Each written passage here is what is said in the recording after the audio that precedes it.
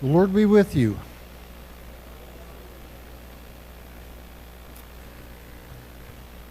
I want you to picture something in your mind. Can you hear me? I want you to picture something in your mind. It's the middle of January. Christmas is over. All the decorations are put away. All your house guests have left. Your house is empty. It's cold outside. It's snowing and it's windy. As you sit there in your winter doldrums, you hear the mailman go past. You put on your winter coat, your boots, you trudge out to the mailbox to get the mail. You bring the mail back in, you throw it on the kitchen table, you take your coats and boots off. Then you go back to see what's in the mail. When you look, your heart starts beating faster, your eyes get light up. The first seed catalog of the year. A glimmer of spring. Hope for warm weather. It's the adult version of the Sears and Roebuck Christmas catalog. You get a cup of coffee or tea. You head for your favorite chair with a notepad and pencil, ready to start making a shopping list. All of a sudden, the house doesn't feel as cold. Spring is coming.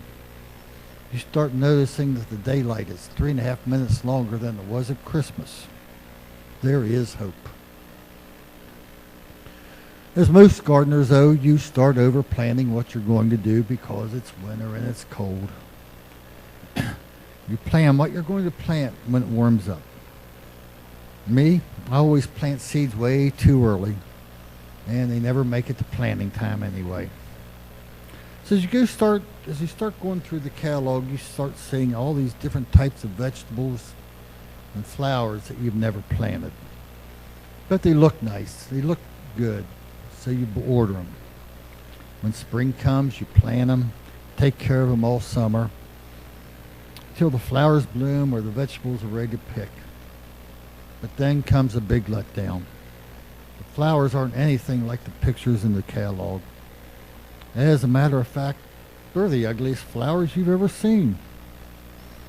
Vegetables certainly don't taste like anything you ever expected.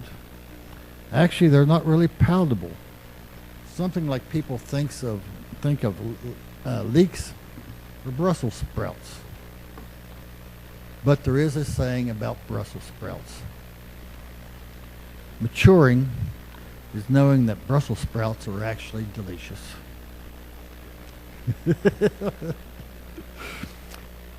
Well, you start blaming the weather for your bad luck. It's too rainy in the spring, too dry in the summer, too hot. Then suddenly you realize it wasn't the weather. It was the seeds. It was what you planted. There is a seed company called Azure Husbandry that I bought some seeds from this year. On the back of the seed packet is our scripture reading for today. Whatsoever a man sows, that he will also reap. But he who sows to the Spirit will of the Spirit reap everlasting life. Here's a company with religious owners that know to get what you want in the end, you have to start with something good. You only can reap what you have sown. Our reading today was from Paul's letter to the Galatians. So where is Galatia? And why is it important to our Bible? Well, Galatia is a region in modern-day Turkey. It's a bridge between the area of between Europe and those from the south, from the Mideast and Africa. One group of people in Galatia were actually related to the Celtics. As such, even though many of them were Jewish, they had different customs and languages than the Jewish people in the south. Paul had visited Galatia and established churches when he was there. These churches were a mixture of Jew and Gentile converts, the early Christians. As with any change in society or a church, there were disagreements about what changes were to be made.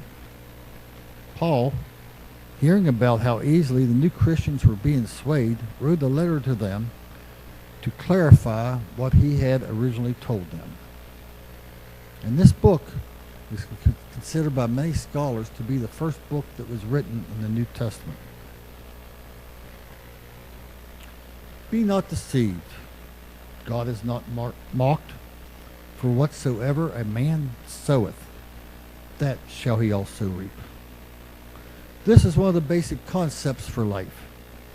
This has lived on for generations and generations for different situations. Some of the ways you probably heard this. You reap what you sow. You get in, you get out what you put in. You get what you give. You made your bed and I'll sleep in it. And here's one of Reverend Lepp's favorites. When you pay peanuts, you get monkeys. Just a few years ago, or a couple years ago when I was still in college, I took Philosophy 101. Here's the first thing I learned. If A, then B. If not A, then not B. And this principle also appears several times in the Bible. In Genesis 3, God said to Adam, "Thorns and thistles it shall bring forth for you, and you shall eat the plants of the field."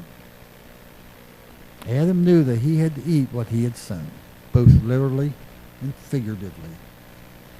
He had sown a disobedience to God's order, and he would now labor and sweat for the rest of his life. He would no longer enjoy leisurely strolls through paradise, but would now have to plant and harvest what he ate. He also knew that he had disappointed God, and there was a lot of work to get that trust back. Then in Proverbs 22, those who plant injustice will harvest disaster. Hosea 10, you have planted wickedness, you have reaped evil. 2 Corinthians 9, whoever sows sparingly will also reap sparingly, and whoever sows generously will reap generously. You've heard the stories like this. Poor grade on a test because he didn't study. Didn't pass the driver's test because he didn't practice. You didn't get the promotion you wanted because you didn't take the classes that you needed to be promoted. These stories go on every day of our life. You think you have all the bases covered, but you find out it didn't turn out the way you had planned. What went wrong? Was it in the planning? Was it in the work that you hadn't done? Or was it something you just hadn't considered? So what did you do? Did you give up and walk away? Did you try again? Did you blame it on someone or something else? So let's consider Thomas Edison. He was one of the most important inventors and famous inventors of all time. Do you think he came up with an idea for a light bulb and just built it and it worked? No, it's far from it. It took him 1,000 attempts before he got the bulb he had envisioned. Years of dedicated work. So what did Edison say about all these attempts? He said, I didn't fail in my attempts. I found 999 ways not to invent a light bulb. So it's all a matter of perspective. So where does this line lead us? Actually, it leads us everywhere. It applies to your personal life, your professional life, your church life, and most importantly, your gardening life. How much effort do you put into what you want for your efforts? Do you put in a low effort but expect big returns? Or do you put in the effort that it will take? Do you set your expectations high and work towards those goals? So consider your relationship with God, with the church. What are your expectations from God? Do you want every one of your prayers answered in the time frame that you ask? I can tell you will not have all of your prayers answered in the way that you expected or in that time frame. You will not get that new Cadillac tomorrow, but God will make sure you get where you need to go. And you notice I said need? Here's something I've learned about God. God will give you what you need, even though it may not be what you want. There is a difference between your needs and your wants. You may want your cough to go away so that you can go play golf tomorrow. But instead, God will make your illness go away in His time. And that does not include golf tomorrow. So you're asking for these reapings from God. But what are you sowing? Are you sowing daily talks with God, giving Him your worries and your needs? Are you sowing a life of following in Jesus' footsteps? Are you sowing love and dedication? Are you doing all of these things all the time? Or are you doing them just when you need them? Being an old, in more ways than one, gardener, you can't just sow a seed when you're hungry. You sow the seed well ahead of time and tend to it and nurture it. Your hope is that when you are hungry, it will be producing. If you have nurtured it correctly, it will give back to you 40 times to 100 times what you have planted. And the same goes for your relationship with God. We don't plant the seed when you want or need something from God.